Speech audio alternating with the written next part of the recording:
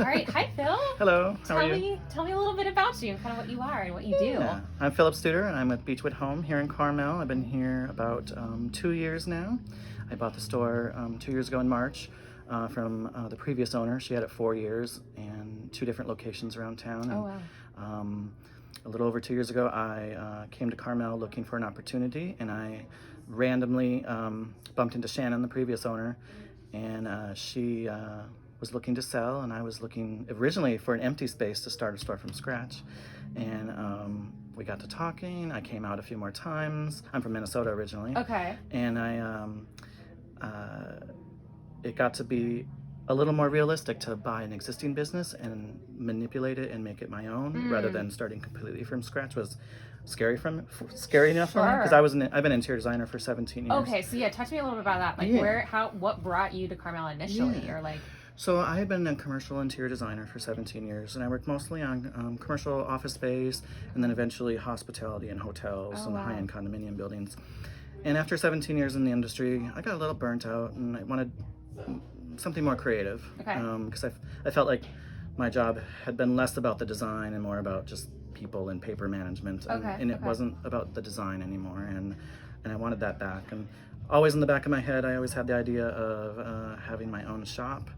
And in conjunction with that, the dream of coming to California. Many years ago, I had already lived in New York. I've lived in Honolulu, Chicago, back in Minneapolis, and so I came out on a 13-day road trip. Okay. I flew into Santa Rosa, California, up by Napa and Sonoma, and I drove down the coast all the way to San Diego over 13 days. And along the way, I stopped in all the little towns: Santa Cruz here, Santa Barbara, Laguna, In hopes Island. of trying to find like your new home, like basically? my version of California, Okay. because I knew I wanted to be near the ocean. I've always loved the ocean, because even before I was a designer, I was originally a marine biology major. Oh, wow. When I first got out of high school. Oh, how neat. But I always had that love of the ocean.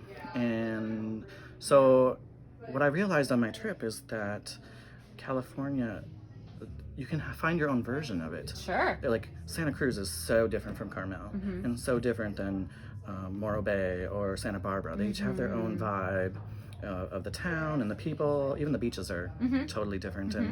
And so I kind of narrowed it down on that trip, plus meeting the previous owner of my shop. It got my ideas churning, and my original trip was in November, and by March I had purchased the store from her and moved out here. Okay. Everything in a pod, moved to California. Oh my goodness, how scary. So I never lived here.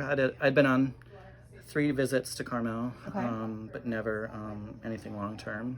And but that's how I've done other things before too. I had friends in New York, so I quit my job in Minnesota and moved to New York for a year. Yeah. And then when I moved to Hawaii, I didn't know anybody there. I'd been there once, but I lived there for 18 months. And I lived in Honolulu, and that was really great too. But so I'm one of those that are like, when I get my mind set on something, like I'm gonna go in it 100%. Yeah. And it sounds like you can adapt to anywhere that you live or that you go to, and you like change. You I like that. To move and pivot. I like to shake it up a little bit. Okay. And obviously, owning a store is a little different than having a regular job where I'm an employee. So it's interesting, because here, now that I own a business, it's like I'm placing roots. I joined the chamber, I opened my store, or took over the store, and it took me the first year of the 2 years I've had it so far, to kind of really change and mold it and understand the clientele here. Okay. And like pivot, to make it you. To make it more me. Okay. And Shannon had amazing taste and beautiful merchandise, but I had things that I wanted to add to it, and there was things that I saw that did great and I kept, and then there was other things I saw that didn't do as well or didn't move as fast. So as they kind of faded out, we replaced them with different things, and so it took about a year to kind of fully get it into the vibe where I wanted it. And so then last year, the middle of the summer last year, we kind of had reached our peak where we had outgrown our little space upstairs, because we started upstairs on the second floor in the plaza, and in like a little 1,200 square foot space, and now we're 2,043 square feet. We moved down here, so the space came available right after Christmas. We did a renovation of the space, new paint, new shelving. We did a wood feature wall with wood shakes on it. We built a front desk, and I designed everything. Taking a lot of my design skills from my design days of doing hotels and commercial spaces. I'm like, okay, this is my chance to not just own a store, but like mold it into exactly how I want it. Yeah. And we needed the space because we kind of, there's so much great stuff you can buy at these trade shows and from even local artists that we have. And we were just kind of like slowly hemming ourselves in. And it was starting to get too full. I couldn't, and there was things I was turning away because I'm like, I don't have the room for it. Sure. But people were really starting to respond. So we decided it was time to take a leap and double our square footage by moving downstairs. So now that you've been here for 2 years, it sounds like you really understand your customer, the demographic around here. It sounds like you've taken a lot of time to really get in tune with all your customers too. How, as you start to still grow, and obviously every business wants to become successful, more and more successful, in a time like this, during, like, for instance, the pandemic that we just went through, how have you guys managed to move through that or be successful or even stay open or whatever but have you? Like, how have you had to adopt? The COVID has been a challenge. We didn't see that coming at all, and because we had just moved in January, and then in January is when I go to Vegas to do my big buying trip, and that's when I buy a ton of stuff for spring, because spring is when things start to pick up again around here. And so we went pedal to the metal with buying in January and February, because we're like, okay, we're prepping for summer, we're in a new space, double the size.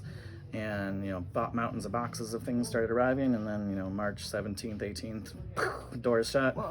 And my back room at that time was 10 feet tall with boxes, and we were like, what are we gonna do? This is crazy. And at first we thought, oh, it's gonna last a couple weeks, or it's gonna be till May 1st, and then on April 1 they whenever it was, they extended it another month, and we're like, oh, this is for real now. This isn't just like 15-day quarantine. This is for real. We weren't yet online,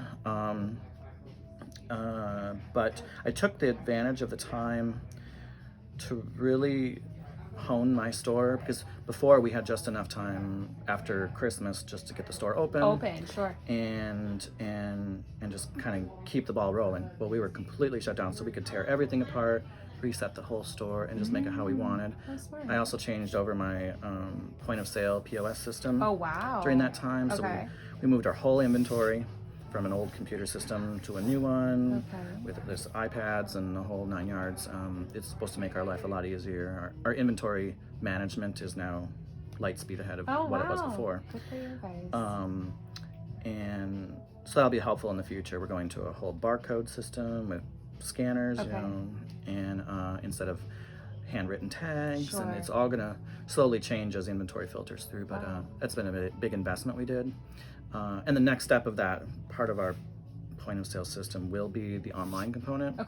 It's baked into it, and we'll eventually slowly here introduce some of our everyday products in the store, the best sellers, into like Instagram, Facebook, or our website. So it kind of was a wake-up call to like, oh, I need to be multi-directional with income streams here.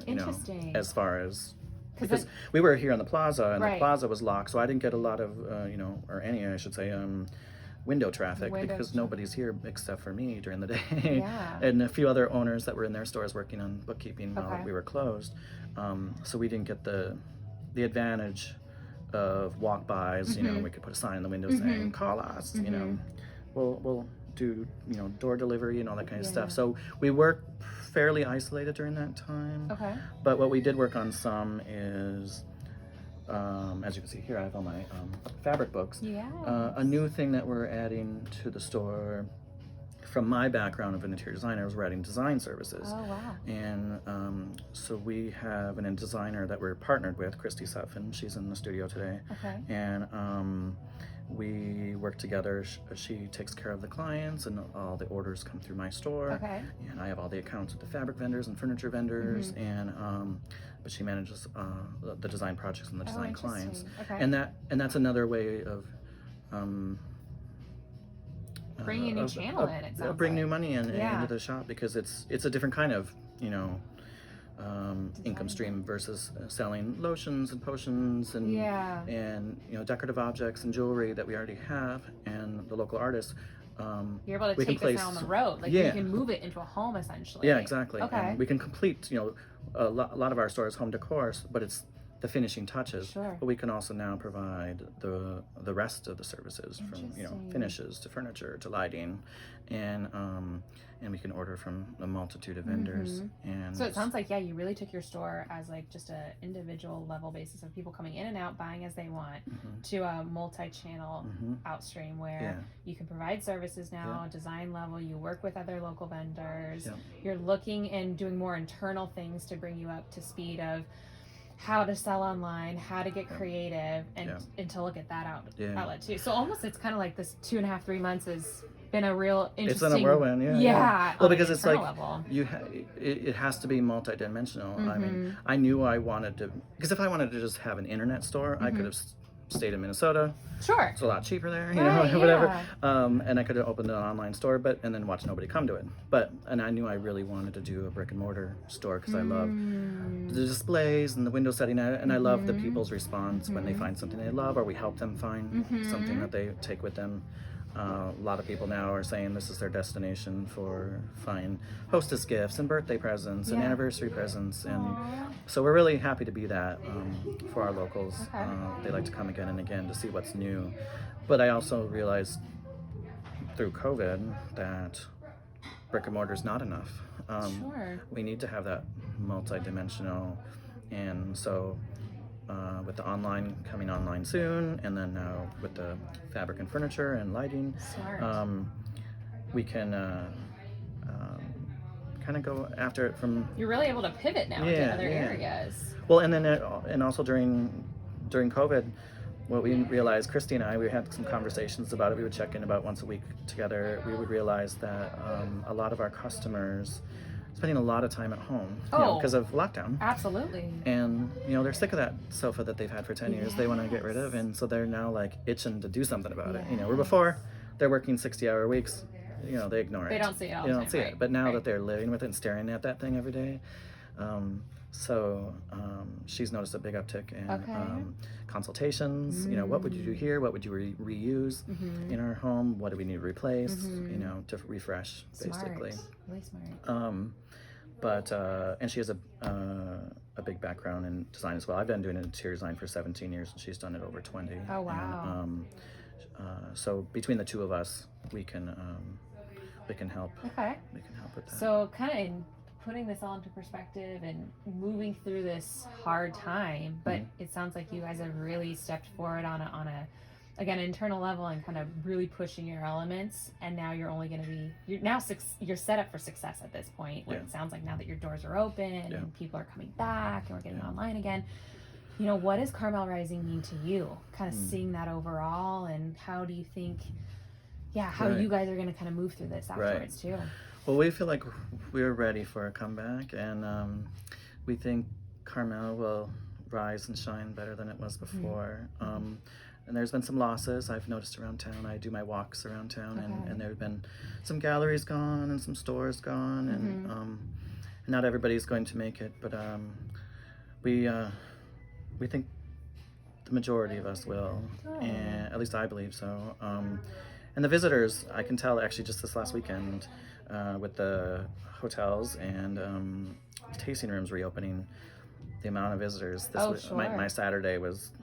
You were busy. I was crazy. Oh, that's busy. awesome. It was crazy busy. Okay. And not everybody's quite open yet in town. You know, people are slowly getting used to reopening, and I know it's going to take a while for us to adjust to the new normal.